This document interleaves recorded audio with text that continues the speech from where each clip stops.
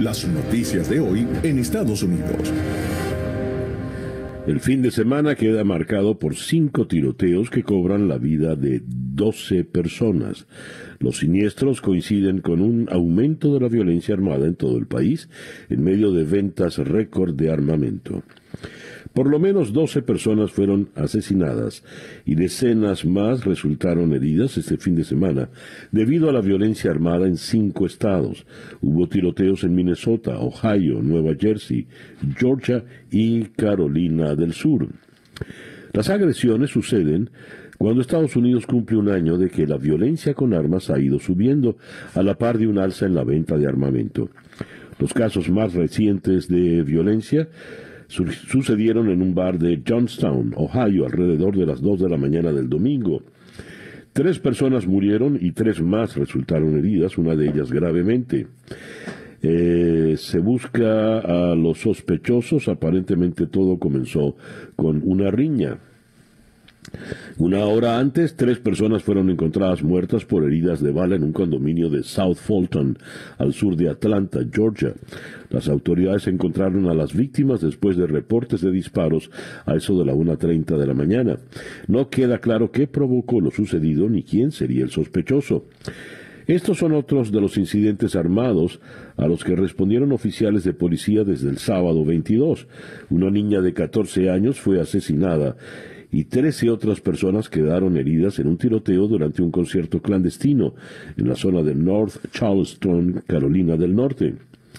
2 personas murieron y 12 resultaron heridas durante un tiroteo en una fiesta de cumpleaños en Fairfield, Nueva Jersey. Violencia armada en el anfiteatro Bicentennial Park de Columbus, Ohio, dejó sin vida a una persona de 16 años. 5 otros adolescentes resultaron lesionados, 2 personas fueron asesinadas y 8 quedaron lesionadas en un tiroteo registrado en el centro de Minneapolis, según la policía. En estos casos no ha sido revelado de qué raza o etnia eran las víctimas, ni se conoce todavía la edad de todas.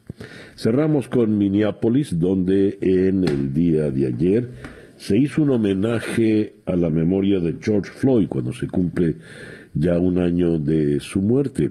El diario The Washington Post ilustra su primera página con la familia de George Floyd mostrando su retrato. Un año después, heridas y división. Eso es lo que se vive no solo en Minneapolis, sino en toda la nación. El diario The New York Times en el día de ayer había dedicado todo un cuerpo a esta noticia, un año de la muerte de George Floyd y cómo el país continúa completamente dividido.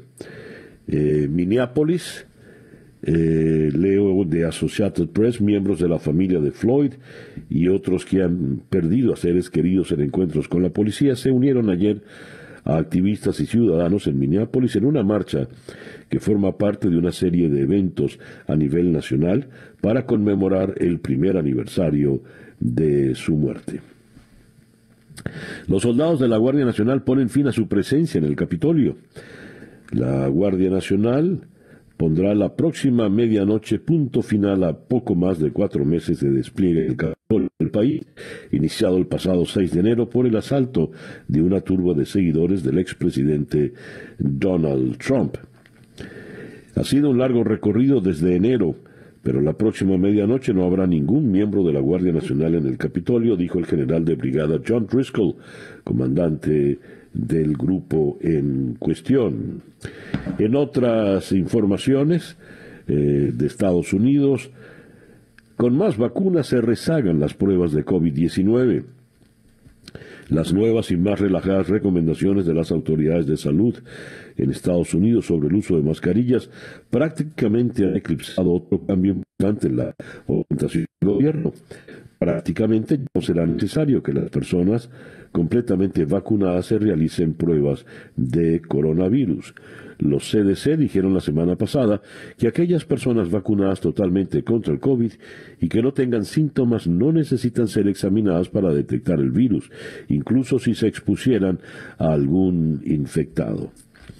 En otras informaciones, tenemos que Estados Unidos condena enérgicamente a Bielorrusia por el aterrizaje forzoso de un avión para detener a un opositor. Ahondaremos en esto en la información internacional.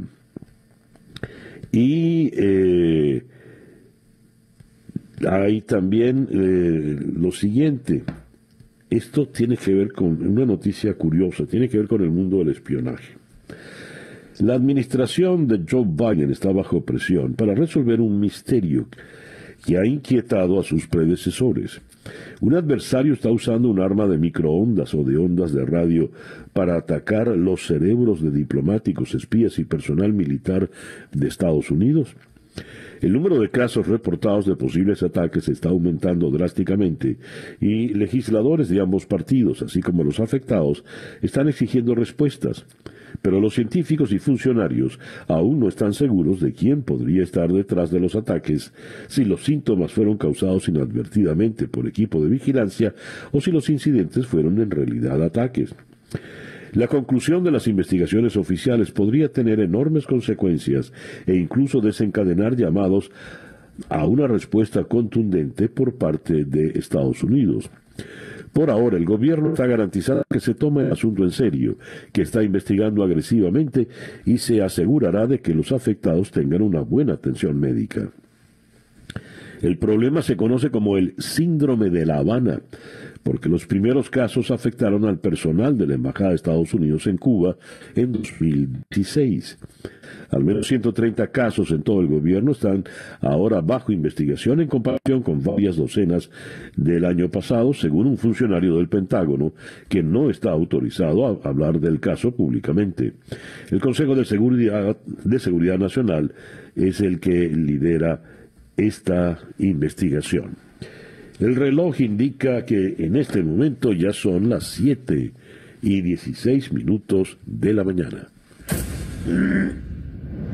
Estas son las noticias de Venezuela.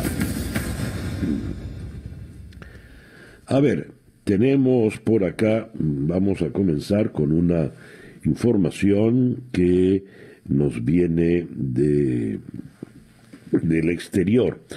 China anunció que impondrá impuestos al petróleo pesado. Una movida, una decisión que afectaría a Venezuela y le impediría seguir enviando petróleo a China. Los medios reportan que se están exportando unos 400,000 barriles diarios de petróleo venezolano, pero con la nueva medida impositiva china, estos barriles quedarán en la orfandad. No será posible para enviar este petróleo a Asia. Las nuevas regulaciones se espera entren en vigor el próximo 12 de junio.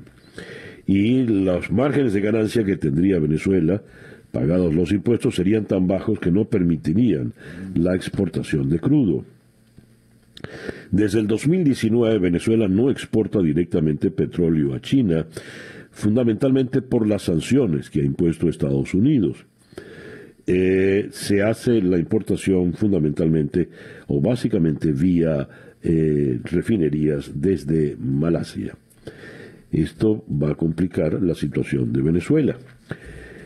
Leo, yendo ya al continente, una noticia terrible. A ver, se me traspapeló aquí, pero aquí ya la tengo. Denuncian un segundo secuestro de militares venezolanos por parte de grupos disidentes de las FARC.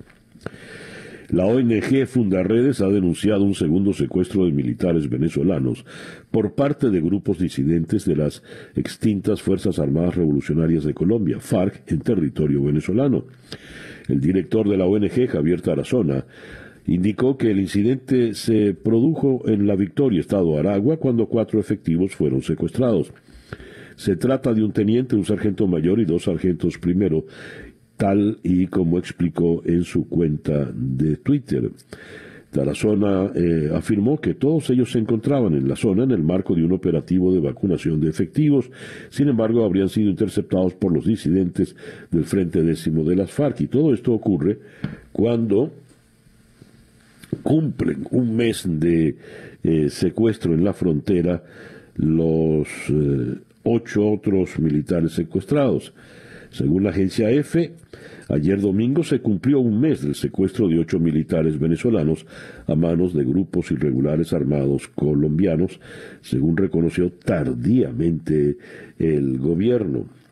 El ministro Vladimir Padrino López confirmó el secuestro y manifiesta que el Ejecutivo trabaja con el Comité Internacional de la Cruz Roja para generar las condiciones necesarias que ayuden a la liberación.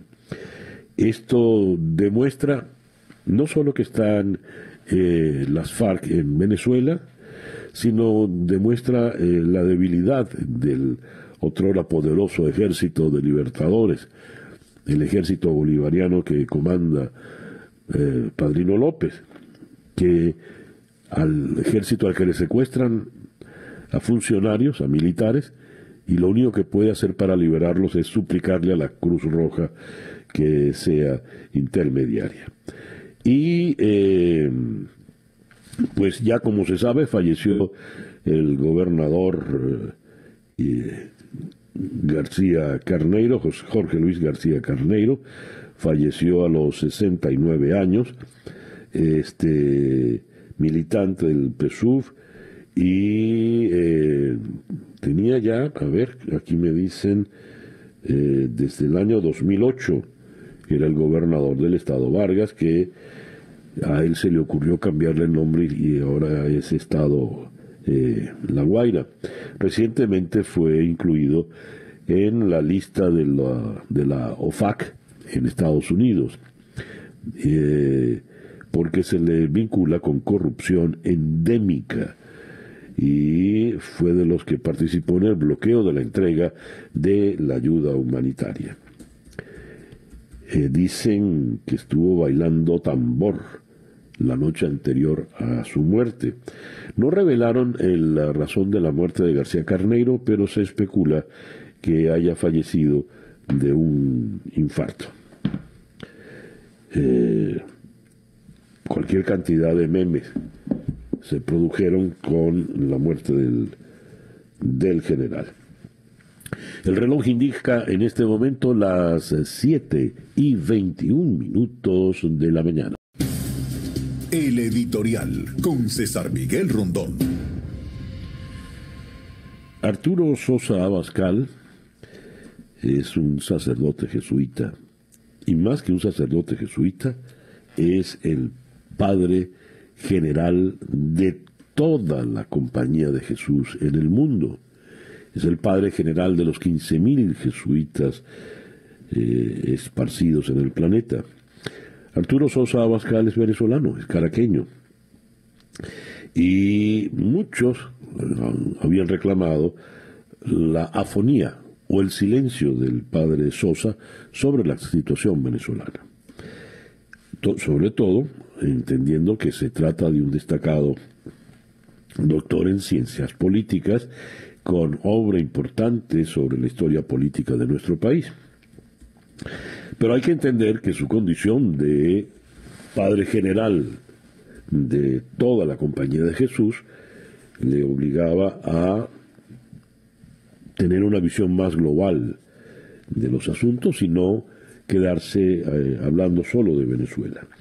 Pero ha declarado recientemente, y declaró a propósito de un libro que publica, no tengo el nombre del libro aquí a mano, pero habla de la visión, el camino hacia Ignacio de Loyola, cuando se están cumpliendo 500 años de la fundación de la Compañía de Jesús. Y el padre Sosa publica este libro Y a propósito de la publicación del libro, se lo entrega al Papa Francisco, que podría ser su subalterno si entendemos que el Papa es jesuita. Mas eso no es así, evidentemente. Pues bien, a raíz de la publicación del libro, el diario La Nación de Buenos Aires le entrevistó en Roma, y allí por primera vez el padre Sosa habló de la política venezolana. El portal El Pitazo hace un resumen de lo que dijo el padre Sosa. Guaidó es algo de lo que no se puede prescindir. La única solución a la magnitud de la crisis en Venezuela pasa por buscar juntos una vía que sea inclusiva, porque el tema no es quítate tú para ponerme yo, sino cómo incluimos y cómo negociamos para incluirnos. Dijo, en Venezuela se han perdido muchas oportunidades de negociación. Se puede analizar cada una más en detalle, pero en concreto, de parte de la oposición no ha habido la claridad suficiente para entrar en eso con una visión política de largo plazo, y por parte del gobierno porque ha sabido manipularla para reforzar su poder. Esta entrevista es del pasado viernes 21. Dijo, Guaidó no es Guaidó. Guaidó es una corriente que se ha hecho un espacio en la vida pública venezolana y es algo de lo que no se puede prescindir. El padre Sosa no duda en afirmar que Nicolás Maduro encabeza un régimen dictatorial. Sostiene que además la única solución a la magnitud de la crisis en Venezuela pasa por entendernos. Esas pues las opiniones. Lamentó que se hubiese perdido el inmenso logro que supuso la elección parlamentaria en diciembre del 2015.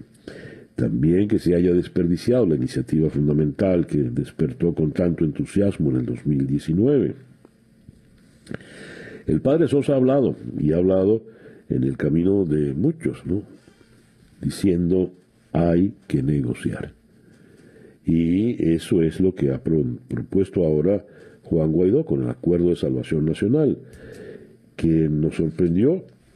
Freddy Guevara le entrevistamos a propósito de esto. Freddy Guevara parecía haber rectificado porque nos declaró que las opciones de fuerza estaban descartadas porque siempre terminaban en violencia y la violencia siempre terminaba en una negociación. Entonces, evidentemente, es preferible ahorrarse la violencia e ir directo a la negociación.